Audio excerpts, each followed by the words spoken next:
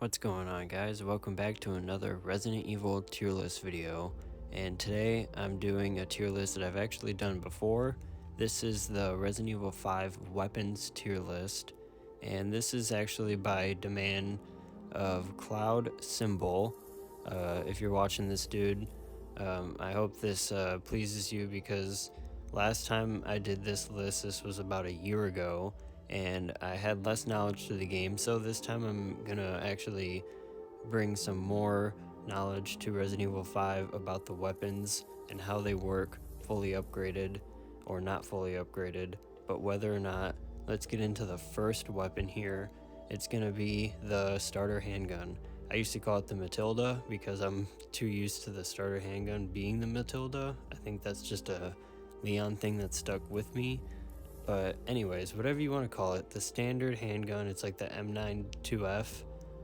But yeah, one thing that Cloud Symbol himself said in the comments was that he believed I put it at too low last time for it to be a good enough weapon with the critical headshots and everything for it being upgraded, and I understand that. So I put it in the B list. I don't know if that pleases him or not, but that's how I personally feel about it to this day, because when I'm rocking infinite weapons, I don't use that gun that much. Okay, but anyways, next is the H&K P8, and this handgun I actually like a little bit more. If you noticed, I put it in the B list, but I put it right above the Matilda or starter handgun or whatever. But this one I actually like. The piercing on it's pretty good, and fully upgraded, it's a pretty usable handgun. Okay, but anyways, next up is the SIG P226, and this one I actually put in the A tier, as you just saw, because I like it quite a bit more than both of the last two handguns. I already feel Cloud Symbol's probably in the comments. Let me know how he feels about that one, but I just like firepower more. I know you guys like the critical hits on the starter handgun and everything, but I just like the ones that are built to have more firepower, in my opinion. Okay, next up is the M93R triple round burst handgun, which obviously I had to put in the S tier because it is just an S tier weapon. It's really good for killing enemies, but it does take a lot of bullets to put into the bosses, but it also does stun them a lot, so you don't really have to worry about that too much anyways. But yeah, S tier weapon for sure. Okay, next up is the Ichika, or however you pronounce it even, but the starter shotgun, and I don't really care for it, to be honest. I think it's only really good to use in the later stages of the game, so if you're going to be using it all the way through, you better have it fully upgraded. Moving on, here we got the M3 shotgun, and if you notice at the very bottom of this tier list I have the shit list, and make sure you watch till the very end to see just how many weapons in this inventory of Resident Evil 5 make it onto the shit list. But with that being said, the M3 shotgun is actually pretty good. I put it at the top of the B tier above the Ichika shotgun. I think it's a little bit better. It doesn't do anything special. I think it just has better firepower. That's really about it. Next here we got the Jailbreaker, and this is actually one of the better shotguns for sure. They say that the firepower on it is actually not that good, but that actually makes sense in my opinion. It holds up for having the rate of fire and the reload speed, and altogether obviously it's just a tanky fucking shotgun to use. I mean, you can't go wrong. Okay, next up we got the Hydra shotgun, and the Hydra is obviously one of the best guns in the game. Debatably, in my opinion, one of the best guns in the game. I would think most people would agree. So, therefore, I put it in the S tier. I mean, the firepower, the firing rate, and having infinite ammo is just altogether really good. Alright, moving on now to the machine guns, we've got the VC61. And this one is actually a really good machine gun, I will give it that. And it kind of has the same thing as the starter handgun. With upgrading it, you get a lot of bullets with it in the clip. And it has a pretty good headshot critical chance. So those are two pluses in that gun alone. Okay, next up is the AK-74, and I actually like it a little bit more than the VC-61, and that is because of the firepower alone.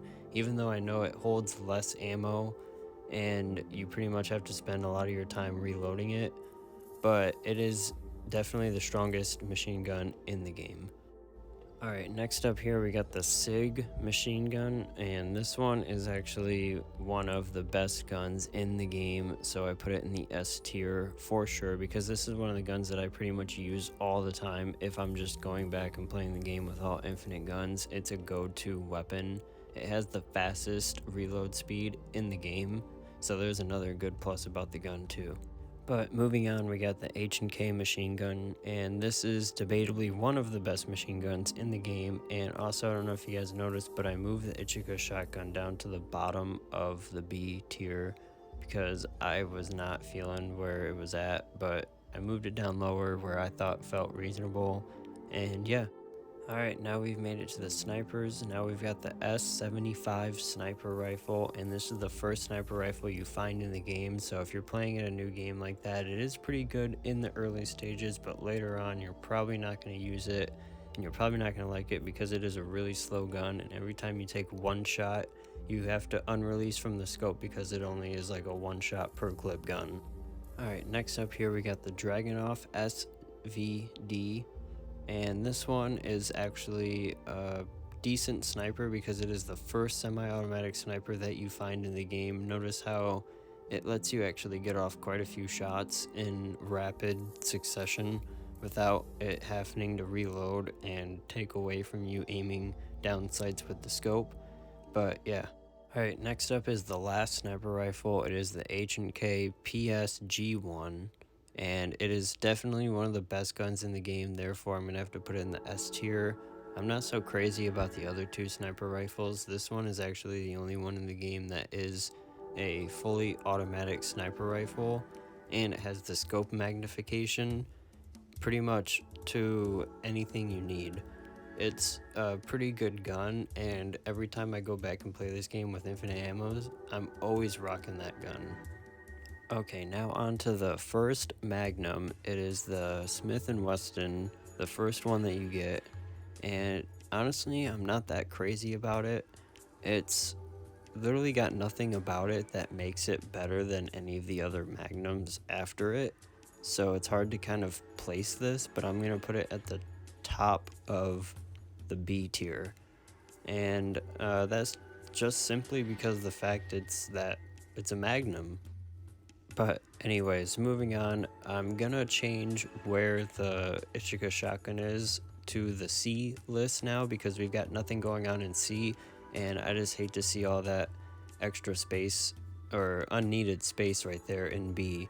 And bottom of B is where it was, top of C is now where it's at, bottom of B, top of C, there's not really much of a difference there, is it?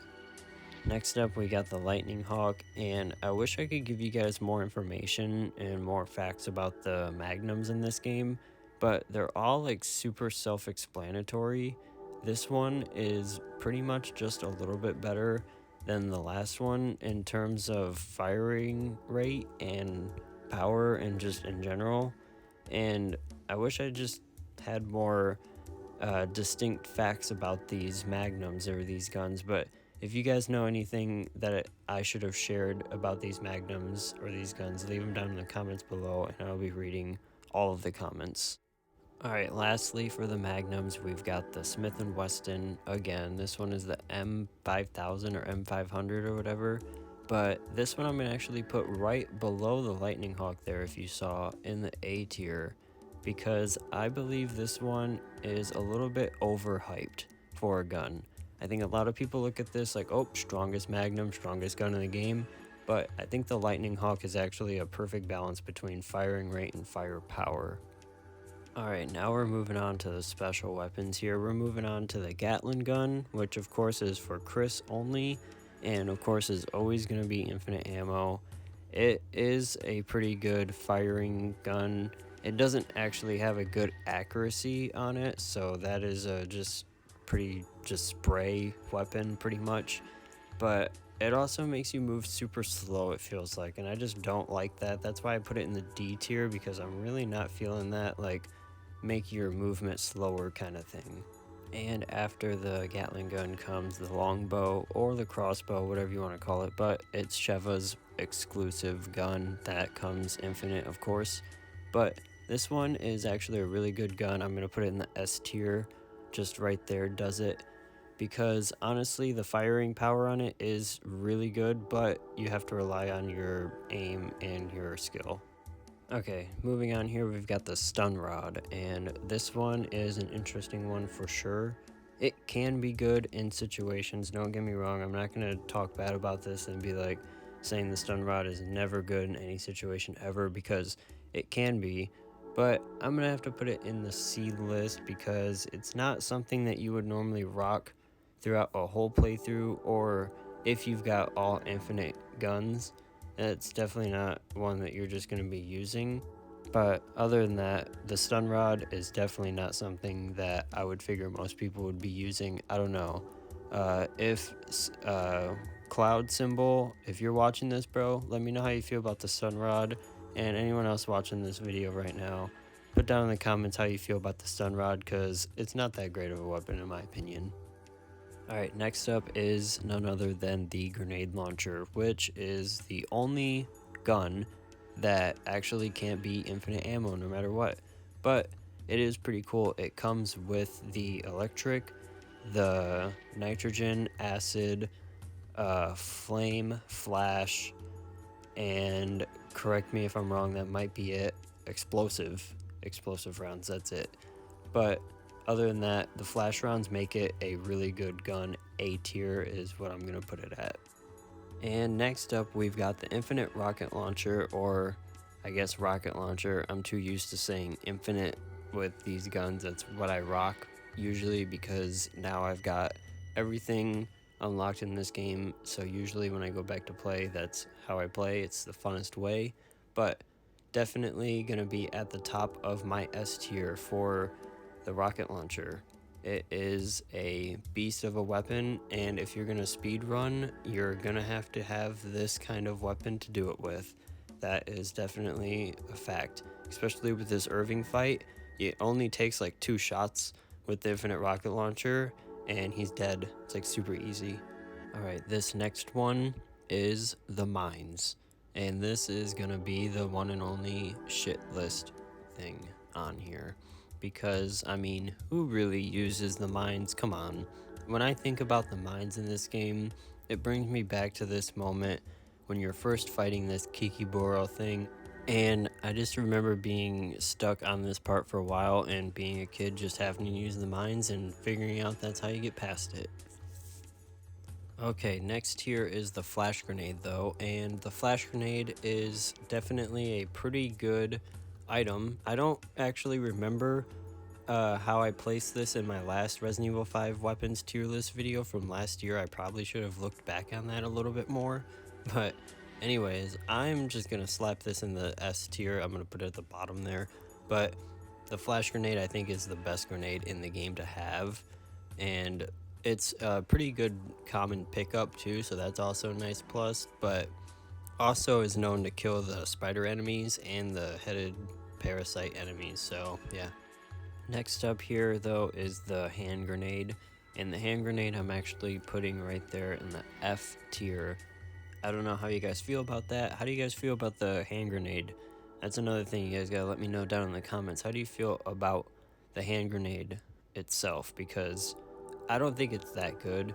It is a slow explosion, and it's not very good. I think it's something that obviously a lot of players pick up along their playthroughs, and then towards the end of the game they kind of realize, like, why do I got all these hand grenades? I don't even need them. And last one here we've got is the flame grenade, and I don't have any gameplay footage of the flame grenade being used in any situation in Resident Evil 5, so my apologies there will be no gameplay, but we can just talk about the flame grenade.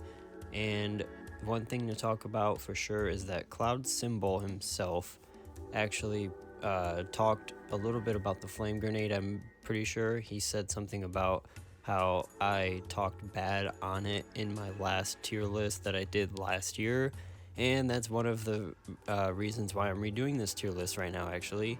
So Cloud Symbol, if you're watching this, I hope that the Flame Grenade is a solid spot for you in the B tier, but I definitely want to know how you feel about this tier list now.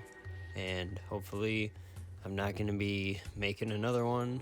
I definitely don't want to plan towards it. I do want to plan towards making more tier lists, just not trying to stick on Resident Evil 5 weapons, and possibly even branch out from Resident Evil 5 even in itself, and just try to move on to just anything Resident Evil tier list related. So if you guys like this video and you want another one just like this, let me know down in the comments, and leaving a like on the video too would also show me that you want more like this, because that would encourage me to make more, and any little bit of appreciation helps. And other than that, thank you guys so much for watching, and I'll have to catch you guys in the next one. Peace.